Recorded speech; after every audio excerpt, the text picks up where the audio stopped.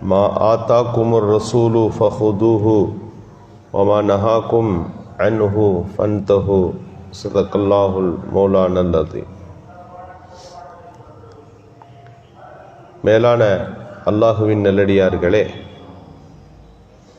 அல்லாஹு சுப்ஹானஹு வ தஆலா அருள்மறையாம் திருக்குர்ஆனிலே மனித சமுதாயத்திற்கு தேவையான நற்பண்புகளை பற்றி அதிகம் பேசியிருக்கின்றான். திருக்குர்ஆனில் அதிகம் பேசப்படுவது வணக்க வழிபாடுகளா பண்பாடுகளா என்று நாம் பார்த்தோம் என்றால், பண்பாடுகள் குறித்து அதிகம் சொல்லப்பட்டிருக்கிறது. 6666 வசனங்களிலே பெரிய வசனம் எது என்று நாம் குர்ஆனிலே படிக்கின்ற போது, யா அய்யுஹல்லதீன ஆமனு இதா ததாயன்தும் பிதைனின் இலா அஜலின் முஸம்மா, ஈமான் கொண்டவர்களே, உங்களுக்குள்ளே நீங்கள் கடன் வாங்கி கொள்ளுகிற போது குறிப்பிட்ட தவணையை அதில் நிர்ணயியுங்கள் என்று அல்லாஹ் சொல்லி தொடங்குகிறான்.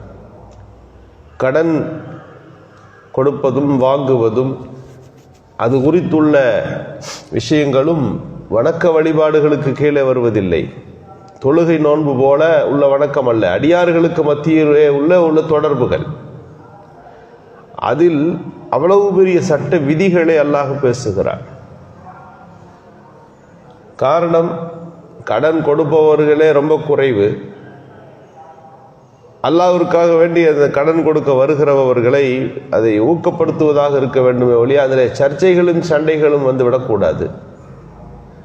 அது சண்டையை கொண்டு வந்து நிறுத்துமானால், பிரச்சனையை கொண்டு வந்து நிறுத்துமானால் இஸ்லாமிய உறவுகள் பாதிக்கப்பட்டுவிடும். ஈமானிய உறவுகளில் கோளாறு வந்துடும். அது பகைக்கு காரணமாக ஆகும், விரோதத்துக்கு காரணமாக ஆகும். ஒரு மனிதன் இன்னொரு மனிதனை வெறுப்புவதற்கு அடிப்படையாக ஆகிவிடும் அல்லவா. கடன் அன்பை முறிக்கும்னு ஒரு போர்டு உண்டு தமிழ்நாட்டில். பொதுவாக கடன் என்பது ஒரு வகையான அழுத்தத்துக்கு கீழே ஒரு மனிதனை கொண்டு வந்து விடுகிறது. அதை செய்ய வருகிற மனிதனை ஊக்கப்படுத்துவதாக இருக்க வேண்டுமே ஒழிய அதில் உள்ள சில குறைபாடுகள், கடன் தருதல் என்கின்ற விஷயத்தையே குறைத்து விடக்கூடாது. இன்னைக்கு ரொம்ப குறைஞ்சிருச்சு. ஒரு காலத்தில் எல்லாம் கடன் வாங்குகிற பண்புகள் இருந்தது, கொடுக்கிற பண்புகளும் அதிகம் இருந்தது. தேவையில்லாமல் கடன் வாங்கக்கூடாது என்பது அடுத்த விஷயம். ஆனால் கொடுக்கிற மனப்பான்மை இன்றைக்கு அது எல்லாம் முதலீடுகளாக தொடங்கிய பிறகு நம்ம கையில் இல்லை, இந்த மாதத்துக்கே எப்படி போகும் தெரியல என்று சொல்லிவிடுவார்கள். தன்னுடைய வேலைகளில் பெரிய பெரிய வேலைகள் இருப்பது உண்மை. யதார்த்தத்தில் அது உண்மைதான். ஒரு காலத்தில் தருவதல், பிறருக்கு கடனுக்கு உதவுவதற்காக வேண்டி பணம் தருதல், இதற்குனே ஒரு தொகையை வச்சிருப்பாங்க. நபிகள் நாயகம் ஸல்லல்லாஹு அலைஹி வஸல்லம் அவர்கள் ஜக்காத்து சதக்காவை விட கடன் தருவதற்கு ரொம்ப அதிகமான நன்மை உண்டுன்னு சொன்னாங்க. இங்கே நாம் கவனிக்கணும், கடன் குறித்து நம்ம பேச தொடங்கினால் அவ்வளவு செய்திகள். தொழுகை குறித்துள்ள வசனங்கள் குர்ஆனில் ஒரு 50 இருக்கும்னா, வணக்க வழிபாடுகளை குறித்து ஓரிரு வசனங்கள்னா எண்ணி நீங்கள் பார்த்தால், நீங்கள் நோன்பு வைக்கிறத பற்றி குர்ஆனில் எத்தனை இடத்துல ஆயத்து இருக்குன்னு நம்ம தேடனா ஒரு 10 ஆயத்து இருக்கும். அதுக்கு மேலே கிடைக்காது. ஜக்காத்து கொடுக்கறத பற்றி என்ன இருக்குதுன்னு நீங்கள் பார்த்தீங்கன்னா, ஹஜ்ஜை பற்றி நீங்கள் தேடினால் சொற்ப ஆயத்துக்கள் தான், அதுவும் சுருக்கமாக இருக்கும். ஆனால் அதை தாண்டி குர்ஆனில் இப்போ வேற என்னதான் இருக்கிறது? 6666 வசனங்கள் என்ன? முஆமலாத், கொடுக்கல் வாங்கல் எப்படி நடத்துக்கணும். முஆஷராத், குடும்ப வாழ்க்கையில் உறவுகளோடு, மனைவி மக்களோடு,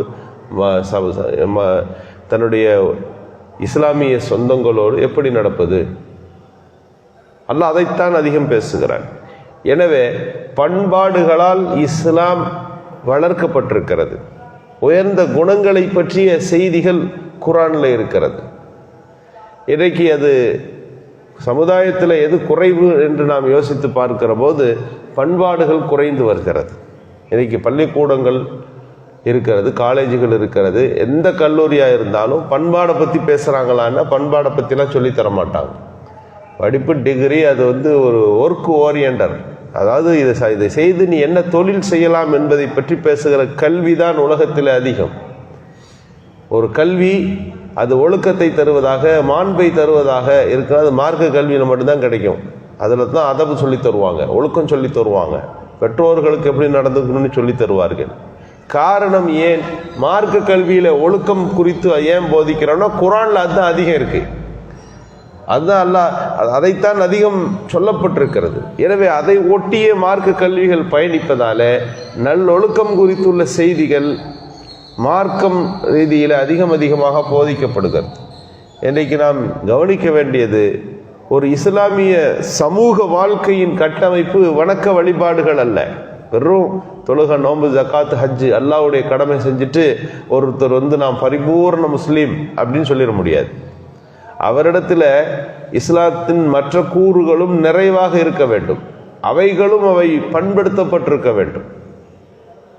நபிகள் நாயகம் ஸல்லல்லாஹு அலைஹி வஸல்லம் அவர்கள் சஹாபிய பெருமக்களுக்கு மத்தியில் வாழ்ந்து வழிகாட்டிய பல்வேறு செய்திகள், தொழுகையின் அமைப்புகளை மட்டுமே பெருமானார் பேசிக்கொண்டிருக்கவில்லை. அவர்கள் சந்தித்தது, கூட இருந்தது எல்லாம் அவர்கள் ஒழுக்க ரீதியாகவும் பண்படுத்தப்படுவதற்கு காரணமாக நபிகள் ஸல்லல்லாஹு அலைஹி வஸல்லம் அவர்கள் இருந்தார்கள். எச்சில் துப்புவதிலிருந்து ரசூலுல்லாஹ்வுடைய பண்பாட்டு பாடம் தொடங்குகிறது. ஒவ்வொரு தொழுகைக்கும் ஸல்லல்லாஹு அலைஹி வஸல்லம் பல் விளக்குவதும், வீட்டுக்குள்ளே போனால் பல் விளக்குவதிலிருந்து தொடங்குகிறது. நபிகள் பெருமானார் ஸல்லல்லாஹு அலைஹி வஸல்லம் அவர்களை சஹாபிகள் எல்லாம் வெளியே பார்க்குறாங்க, வணக்க வழிபாடுகள் இருக்கிறாங்க. அப்போ வீட்டில் எப்படி இருப்பாங்க அப்படின்னு பார்க்கணும். இப்போ வீட்டுக்கு போனாங்க, 3 சஹாபி போய் உட்காந்து ரசூலுல்லாவை வெளியே பார்த்துருக்காங்கல்ல, பள்ளியாசலில் பார்த்துருக்குறாங்க, எல்லாத்தெல்லாம் பார்க்குறாங்க, இபாதத்தெல்லாம் இருக்குது. வீட்டில் எப்படி இருந்துக்குவாங்க அப்படின்னா இதை விட கடுமையாக இருப்பாங்கன்னு நினச்சிக்கிட்டாங்க. இரவுலாம் கடுமையான வணக்கமாக இருக்கும் அப்படின்னு நினச்சி நபிகள் ஸல்லல்லாஹு அலைஹி வஸல்லம் அவருடைய மனைவி அன்னை ஆயிஷா ரலியல்லாஹு போய் கேட்குறாங்க, ரசூலுல்லா எப்படி நடந்துக்குவாங்க அப்படின்னு கேட்குறாங்க. கேட்டால் செய்தி ஆப்போசிட்டாக வருது. ரசூலுல்லாஹ் வீட்டுக்குள்ளே எப்படி இருப்பாங்கன்னா, வீட்டு எல்லாம் பார்ப்பாங்க, வீட்டை சுத்தம் பண்ணுவாங்க, சமைக்கும் போது உதவுவாங்க. அப்போ நோன்பு ஒரு நாள் நோன்பு வைப்பாங்க, அப்புறம் விட்டுருவாங்க, கொஞ்ச நாள் தொழுவாங்க, இரவு தொழுவாங்க, ஒரு நாள் தூங்கிடுவாங்க.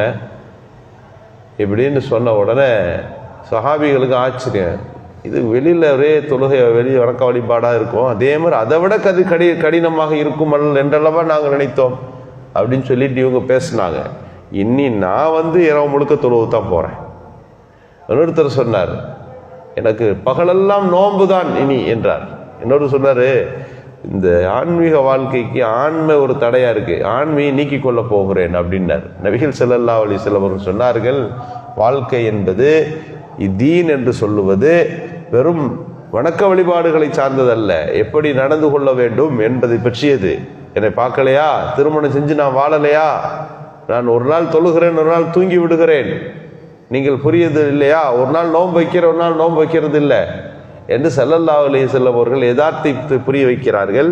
எனவே நல்ல பண்பாடுகளை வளர்த்து கொள்வதும், பக்குவங்களை ஏற்படுத்தி கொள்வதும் மார்க்க நெறிகளுக்கு அவைகள் வலுப்படுத்துகின்ற மிக முக்கியமான காரணிகளாக இருக்கின்றன. எல்லா அமல்களையும் நிறைவாய் செய்கின்ற நல்ல தௌஃபீக்கை அல்லாஹ் நல்குவானாக. சுப்ஹானல்லாஹி பிஹம்திஹி அதத ஹல்கிஹி